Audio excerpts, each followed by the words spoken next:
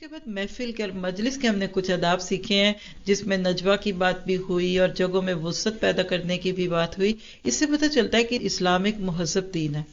محفلوں میں دو لوگ بیٹھے ہیں تو تیسرا بھی وہاں موجود ہے تو کانوں میں بات شروع کر دی، اس کو گھبراہٹ ہوگی۔ اللہ کے نبی نے فرمایا کہ جہاں 3 لوگ ہوں تو 2 لوگ اس کو چھوڑ کر کانوں میں باتیں نہ کریں۔ مجھے لگتا ہے اس سے بھی بڑا کوئی سائیکٹرسٹ ہو سکتا ہے؟ آپ خود اپنے اوپر لے کے سوچیں، آپ کو گھبراہٹ ہوگی کہ یہ میری ہی بات کرے، اور اگر دیکھ دیکھ کے کرے اور اشاروں سے کرے اور شادیوں میں بیٹھے راؤنڈ ٹیبل کے ارد گرد بیٹھے اس طرح کی کہانیاں کریں اور کبھی وہ ویڈیو میں ریکارڈ ہو جائے تو کتنی رسوائی ہو۔ کہتے ہیں کہ ایک عورت تھی تو شادی میں اپنی بہو کی نہ صرف یہ کہ برائیاں کر رہی تھی بلکہ فیس ایکشن باڈی لینگویج کر کے دکھا رہی تھی، اس کو نہیں پتا تھا، کیمرہ مین نے ساری ریکارڈ کر لی اور گھر گھر گئی اس کی وہ ویڈیو۔ تو کیا وہ بہو بری بنی ہوگی؟ کبھی بھی نہیں۔ ساس بری بنتی ہے تو کبھی کسی کے بارے میں نہ بولے۔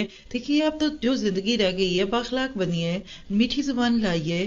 آپ کیوں کریلے بنے رہتے ہیں اور کوار گندل بنے رہتے ہیں، اور کریلے اور وہ بھی نیم چڑھے؟ اللہ کا شکر ہے، اللہ نے بہو بیٹیاں دے دی ہیں، اور اگر آپ کی ساس ہیں تو وہ اچھی ہیں تو آپ نہ بدتمیزی کریں، یعنی تالی دونوں ہاتھوں سے بچتی ہے۔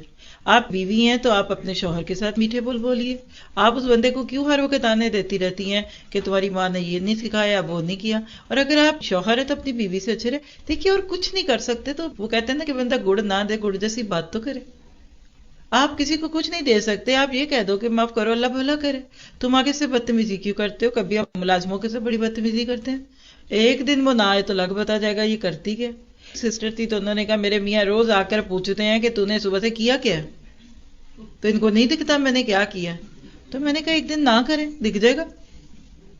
جس حال میں صبح گھر چھوڑ کے جاتے ہیں گھر والے، اگر بیگم بھی وہ پکڑے اپنا گدا بستر اور جا کے سو جائے اور پھر ناول پڑھے اور پھر فلمیں ڈرامے دیکھے تو رات کو اسی حال میں ہوگا، تو پھر میاں کو پوچھنے کی ضرورت نہیں، جواب ایسے بھی تو دیے جا سکتے ہیں۔ ہر سوال جواب جو کاپی پین پہ تو نہیں لکھا جاتا، تو پھر وہ لاجواب ہو جائیں گے، پھر کہیں گے بیگم آپ نے بہت کچھ کیا۔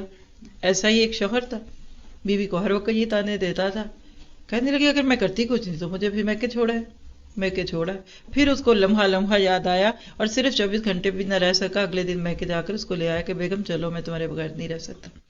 ہم اکثر اپنے ارد گرد والوں کو فار گرانٹیڈ لیتے ہیں، چونکہ یہاں رشتے کی بات ہے نا شوہر بیوی کے، تو میں اس پہ بات کر رہی ہوں، لیکن یہ میں نے ہر جگہ دیکھا ہے۔ دین کے کام میں بھی جو لوگ دن رات آپ کے لیے کام کر رہے ہوتے ہیں آپ ان کی قدر ہی نہیں کرتے، آپ کہتے کرنا نہیں۔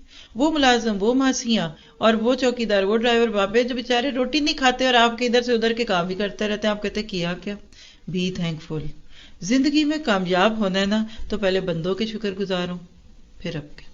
کوئی کھانا کھلاتا ہے جزاک اللہ خیر، کوئی کپڑے دھو دیتا ہے اللہ آپ کے گناہ دھو دے، اللہ آپ کو جنت کے کھانے کھلا دے، کوئی آپ کو رائٹ دے دیتا ہے آپ کے اللہ آپ کو جنت کی رائٹ دے دے۔ جیسی بات ویسی دعا دیں۔